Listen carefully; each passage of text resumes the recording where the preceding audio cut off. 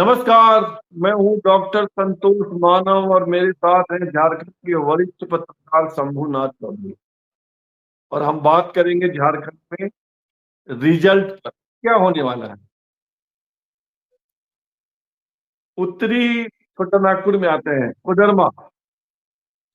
Koderma BJP BJP मतलब कोडरमा में BJP की कैंडिडेट मीरा यादव जीत रही है। हाँ, मतलब त्रिकोणीय मुकाबले में लग रहा है कि हाँ वो सुभाष यादव ने बहुत कड़ी टक्कर दी है। शालिनी गुप्ता ने भी ठीक ठाक वोट काटा है, लेकिन मुझे लग रहा है कि मिला जुला कर नीरा यादव फिर से वो सीट जो है बचा ले जाएगी। मतलब कुल मिलाकर 2019 की स्थिति है हाँ कि त्रिकोणीय मुकाबले में 1700 वोट से मीरा यादव जीत गई थी। हाँ हाँ। तो ठीक है, इस बार 2500 हो जाए, 2000 हो जाए, 1500 हो जाए। Rajdhanwar Rajdhanwar Babulal Marandi final.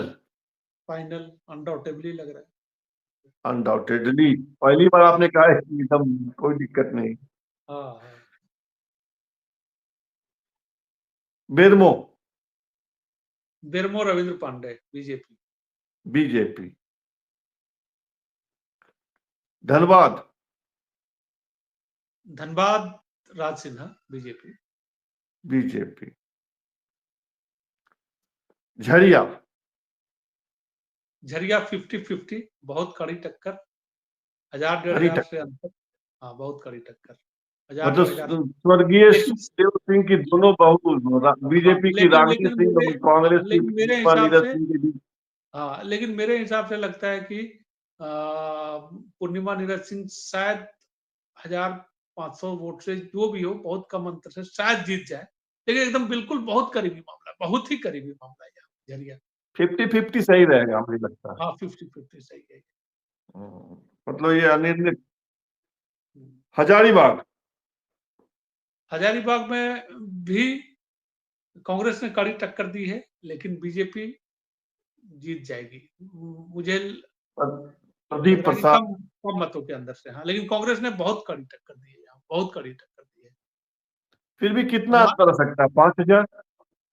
नहीं, मैंने मेरा अनुमान गलत भी हो सकता है, कांग्रेस जीत भी सकती है ये सीट, लेकिन मैंने हजारीबाग का जो इतिहास है, जो वोटिंग पैटर्न रहा है, उसके हिसाब से लग रहा है कि बीजेपी जीत जाए। अ, ऐसा कुछ नहीं है, कांग्रेस के पक्ष में भी इस बार शहरी क्षेत्र के वोटर बटे हैं। और एक बार सौरभ नारायण सिंह ने 2 बार यहाँ पे जीत दर्ज की है कांग्रेस की ओर से। तो जो लेकिन सामान्य तौर पर वोटिंग का पैटर्न यहाँ भाजपा के पक्ष में रहता है। और प्रदीप प्रसाद ने भी 2 बार बहुत कड़ा मुकाबला यहाँ पे दिया है इस सीट पे। तो इस हिसाब से मुझे लग रहा है कि प्रदीप प्रसाद लंबे समय से कर रहे हैं, तो शायद उनको थोड़ी बढ़त हासिल हो जाए और वो सीट निकाल के ले जाए। लेकिन कांग्रेस भी जीत जाए तो अप्रत्याशित नहीं होगे। पलड़ा जो है, मैंने तो 19-20 के हिसाब से आप कहेंगे तो प्रदीप प्रसाद मुझे लग रहा है 19-20 में 20 जो है प्रदीप आपकी प्रसाद। 25 से लग रहा है 50-50 वाला मामला है। 50 का मामला है। चतरा चतरा में LJP. LJP final Jagdhan Paswan. हाँ, फाइनल फाइनल लग रहा है। बड़कागांव बड़का गांव में अंबा प्रसाद जीत जाएंगी।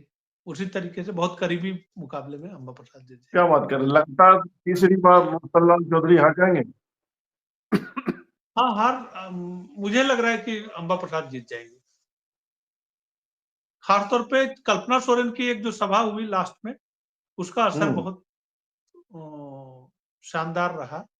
और वोटिंग परसेंटेज महिलाओं का है, तो उस हिसाब से मुझे लग रहा है कि अंबा के प्रति अंबा वोट निकाल लेंगे सीट। गांडे गांडे में कहाँ शक है, कल्पना सोरेन जीत रही है। कल्पना सोरेन जीत रही है, जी कोई जी। शक नहीं।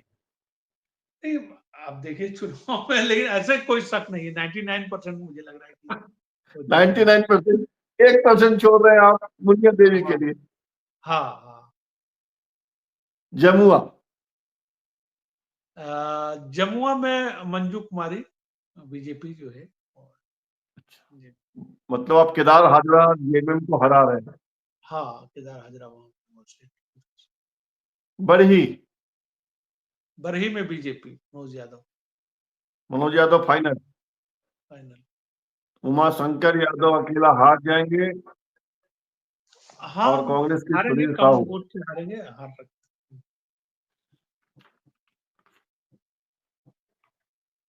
पलामू प्रमंडल में आते हैं, गढ़वा। गढ़वा में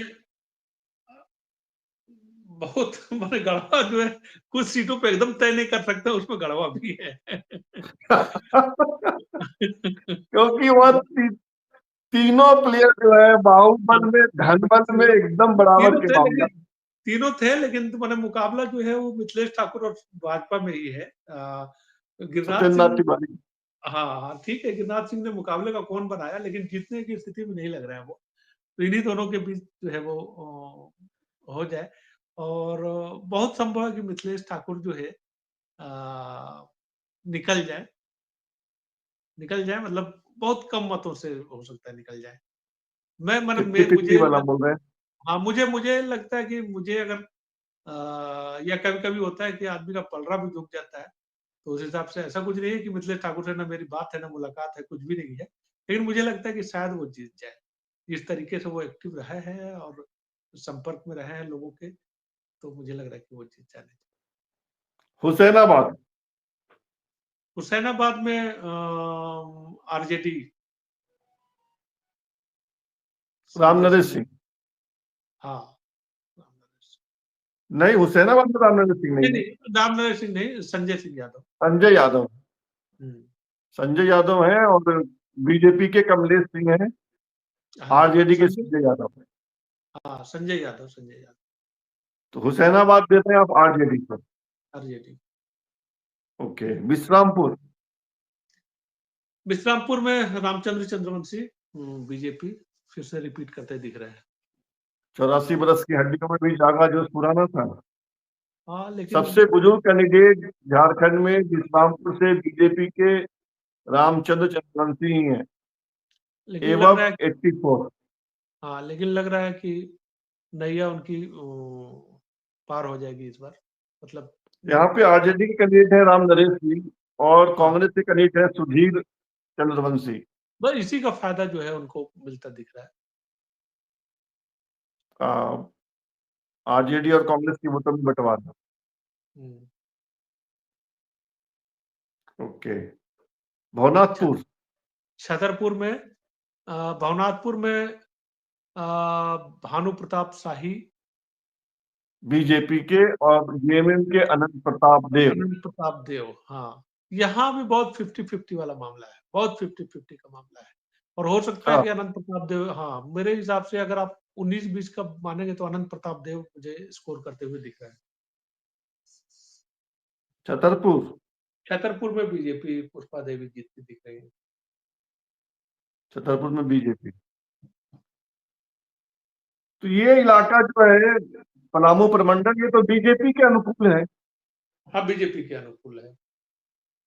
हम्म, 9 में से 5 तो लग रहा है कि बीजेपी जीत सकती है। एक लातेहार भी जो है वो बीजेपी जीतती हुई दिख रही है मुझे।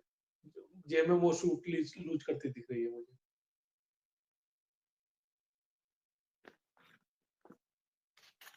चलिए, अब आखिरी प्रमंडल बचा आपका संथाल। संथाल में विधानसभा के 18 सीटें हैं। पिछली बार बीजेपी 18 में 4 जीती थी। बरहेट हेमंत सोरेन फाइनल लॉक कर दिया जाए। लॉक करने वाला है सीट। दुमका। दुमका में भी दुमका बसंत कठिन सोरेन, सीट है।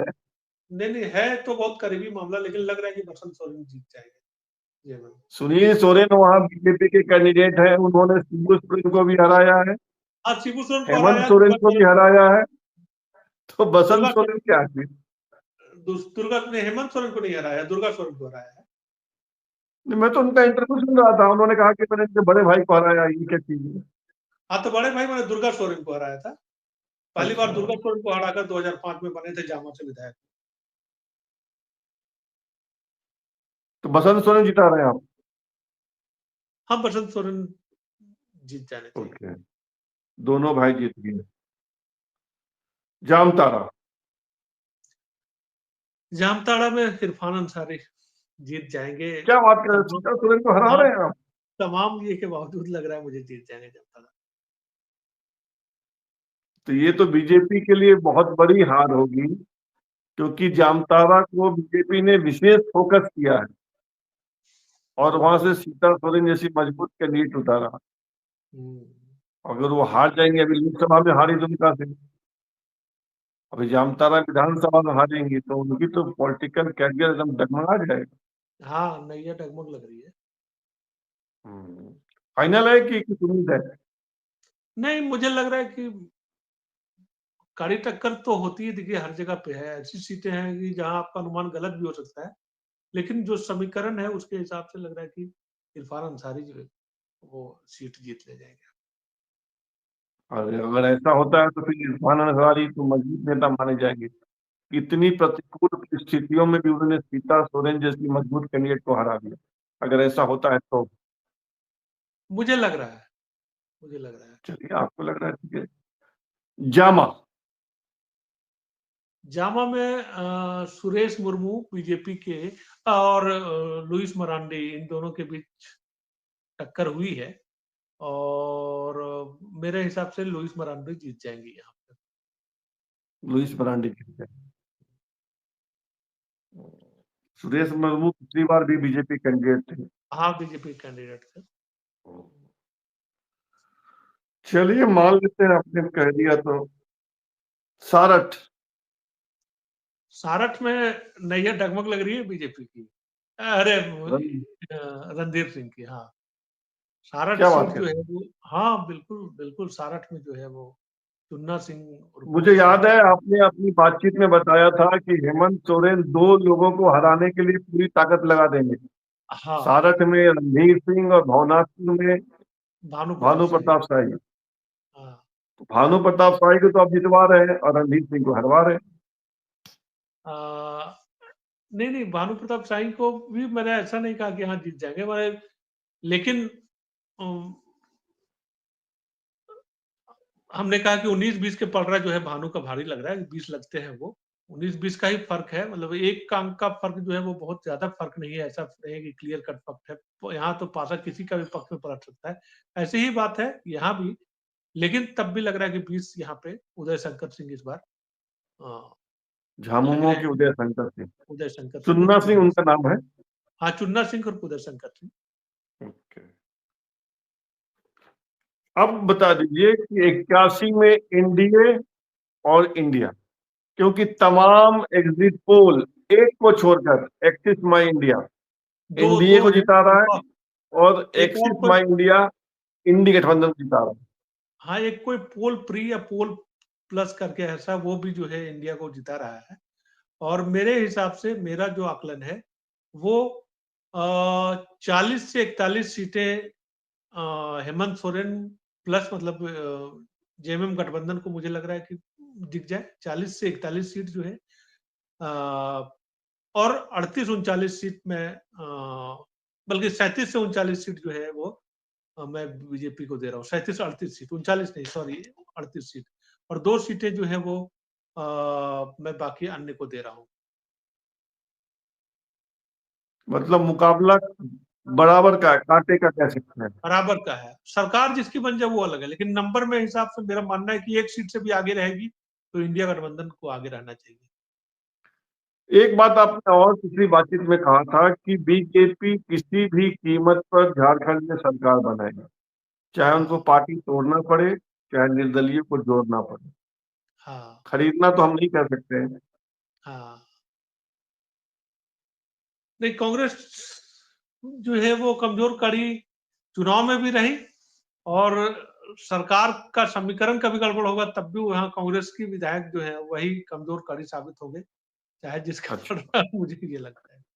कांग्रेस को असल में केंद्रीय नेतृत्व ने बांधा नहीं अब खुद से, न तो पैसे से मदद की जो हमारी जानकारी है, और न कोई ऐसा केंद्रीय नेतृत्व का सपोर्ट मिला। तो ऐसे जो नेता जब बहुत अपने बड़ी को, जानकारी दे रहे हैं आप। कांग्रेस के कैंडिडेट को सेंट्रल लीडरशिप ने एक भी पैसा नहीं दिया।